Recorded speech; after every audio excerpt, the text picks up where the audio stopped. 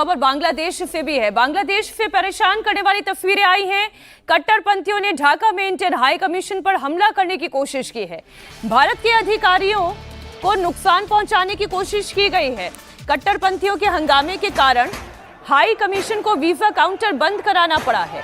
ये ढाका के high security diplomatic zone है, लेकिन हजारों की संख्या में कट्टरपंथी जमात के लोग इस इलाके में इकट्ठे हुए बैरिकेड्स को तोड़कर इंडियन हाई कमीशन की तरफ बढ़ने की कोशिश करने लगे।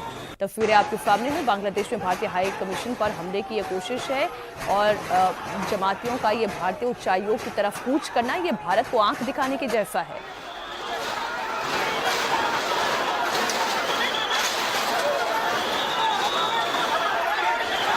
दरअसल विनोद जी, ये ढाका जो है पाकिस्तान मॉडल बन रहा है।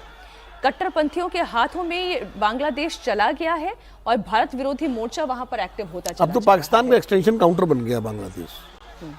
अब वो बांग्लादेश नहीं रहा जिसकी स्थापना कभी भारत ने करने में मदद की थी और जो बांग्लादेश भारत का एक मित्र देश था। मैंने वो दौर देखा है मीनाक्षी, 2012 की बात बता रहा हूँ, बहुत पुरानी बात नहीं। मैं नेपाल गया था, काठमांडू, एक सार्क के सम्मेलन था वहाँ के। वहाँ बांग्लादेशी जर्नलिस्ट आए थे, पाकिस्तानी जर्नलिस्ट आए थे, पूरे सार्क कंट्रीज़ के जर्नलिस्ट आए हुए थे, मैं भी था। बांग्लादेशी और पाकिस्तानियों में बात नहीं होती थी।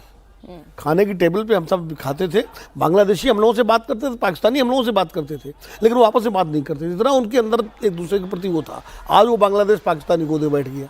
और ये मतलब मेरी समझ नहीं आ रहा है, जो मौजूदा यूनुस प्रशासन है, अब तो वहाँ चुनाव ना होने वाले हैं, ये क्या मतलब पाकिस्तान के साथ जा करके आपको मिलेगा क्या? ये कट्टरपंथ ये कहाँ पहुँच रहा है बांग्लादेश एक समय हसीना के समय, हालांकि हसीना की भी तमाम नीतियों से हम लोग बहुत सहमत नहीं थे, लेकिन हसीना के समय बांग्लादेश में की अर्थव्यवस्था, वहाँ का रुपया, वहाँ का टका जो था, उसकी काफ़ी स्थिति अच्छी हुई थी, सुधार हुआ था। और आप बताऊँ आपको कि बांग्लादेश से वाकई उस दौर में जो घुसपैठिए आते थे काम के लिए, उनकी संख्या कम हो गई थी, क्योंकि वहाँ काम मिलने लगा था।